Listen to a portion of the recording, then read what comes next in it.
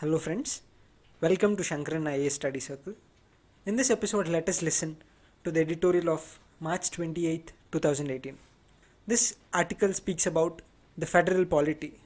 And the title of the editorial is Birth Pangs of a New Federal Polity. This article is important because it speaks about the federal structure and importance of federalism in India.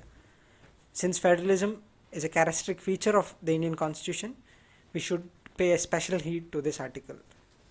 It's written by D. Shyambabu, a senior fellow, Center for Policy Research, New Delhi. Read by John Michael. Siddaramaiah runs the risk of defeating his valid pitch for more powers to states by mixing it with electoral politics.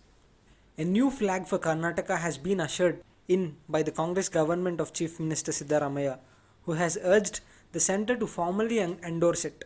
Whether the centre accepts his demand or rejects it, he is bound to reap electoral dividends at the cost of the Bharatiya Janata Party, BJP, the ruling party at the centre.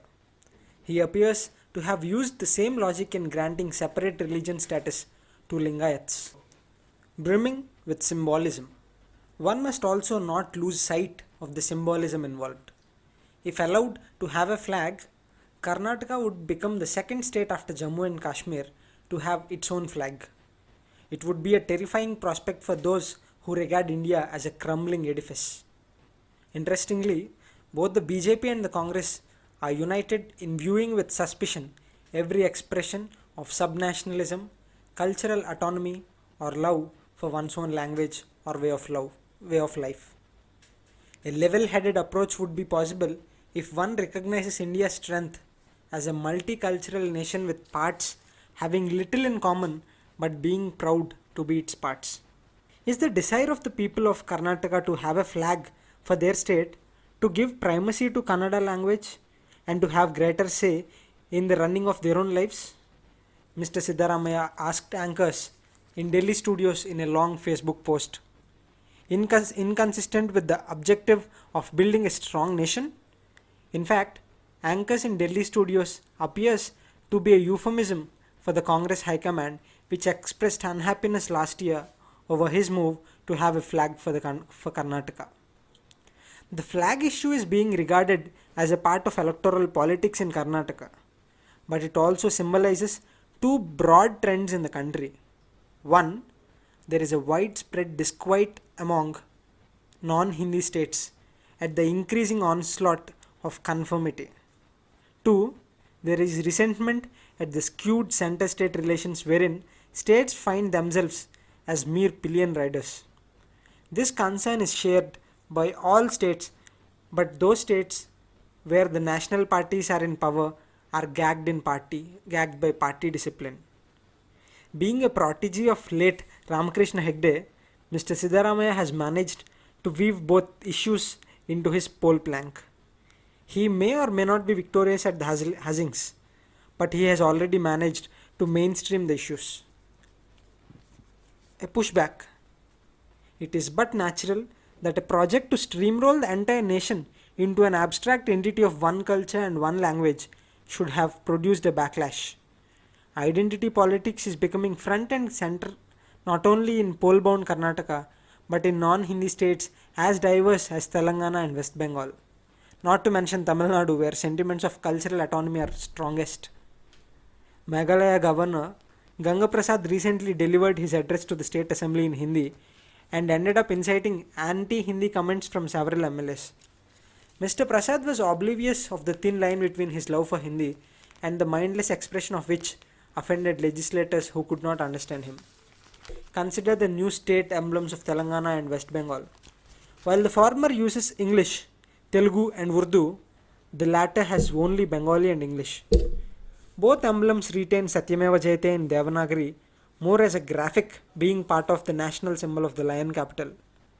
This is a clear departure from the earlier practice of states using Hindi along with other languages. Similarly, the new flag of Karnataka of yellow, white and red contains the state's emblem in the middle. Though the emblem originally has Satyameva Jayate in Devanagari, it is not clear whether the script has been retained in the flag. Hence the question, why do non-Hindi states resist Hindi but have no qualms with English in state iconography or symbols. As the nation is entering the poll season leading up to the general election in the summer of 2019, we run the risk of magnifying these mundane issues of identity and autonomy into matters that put a wedge between people and regions. A generation ago, the non-BJP and non-Congress parties resorted to mandal politics to stop the Hindutva juggernaut. Nitish Kumar at that time described the paradigm so evocatively as mandal versus kamandal politics, though he moved effortlessly between these two poles.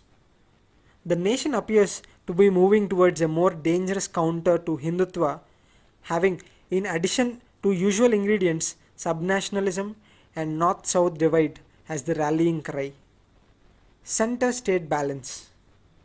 Mr. Siddaramaya's Facebook post is not only a strong defense of states' right to enjoy cultural autonomy, he is a proud Kannadiga as well as proud Indian, but a passionate appeal for India to become a federation of states. It may be recalled that his Guru Hegde was instrumental in mounting a nationwide critique of the misuse of Article 356, which resulted in the appointment of the Sarkaria Commission on Center-State Relations in 1983. Many issues that Siddaramaya has now raised fall broadly into two groups. One group is the long-standing grievances of states such as the centre's mischievous practice of dictating to them through the so-called centrally sponsored schemes how they must spend their share of central tax revenue. This practice robs the states of their right to determine how best they can utilize their money, as well as helps the center to take credit for the success of these schemes. The second group of issues pertains to the need to empower states to have a say in formulating the center's economic and trade policies, since they can adversely affect them. Mr. Siddaramaya's push for a federation of states is perfectly in sync with the vision of our founding fathers. During the discussion in the Constituent Assembly on the draft Article 356, B.R. Ambedkar made it clear that 1. India's is a federal constitution. 2. The center has no business in determining good governance in states. And 3.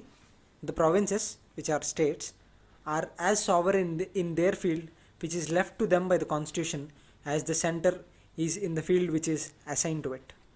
Therefore, rebalancing center-state relations to be in tune with the 21st century needs will also amount to restoring the original scheme of the constitution on the subject.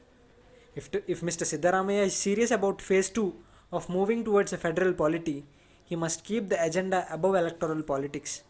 The least he can do to promote his cause is to refrain from his extreme partisanship displayed in his Facebook post. Historically, the South has been subsidizing the North.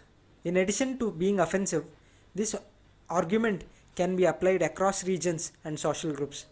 It would not be far-fetched for one to argue that thanks to Bengaluru, South Karnataka subsidizes North Karnataka, so on and so forth. End of the editorial. Thank you so much for listening. Have a great day and don't forget to subscribe to our channel.